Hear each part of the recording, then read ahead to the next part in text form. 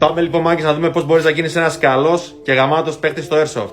Πρώτος και πολύ βασικός κανόνας, παιδιά: ο καλός ο παίκτης δεν είναι αυτός που τρέχει εκατοστάρια σε 3 δευτερόλεπτα, αυτός που δεν λαχανιάζει, αυτός που μπορεί να πετύχει μια μίγα στο απέναντι δέντρο, αυτός που μπορεί να εξολοθρεύσει ένα ολόκληρο team μόνος του, αυτός που κοβαλάει 3.000 εξοπλισμό.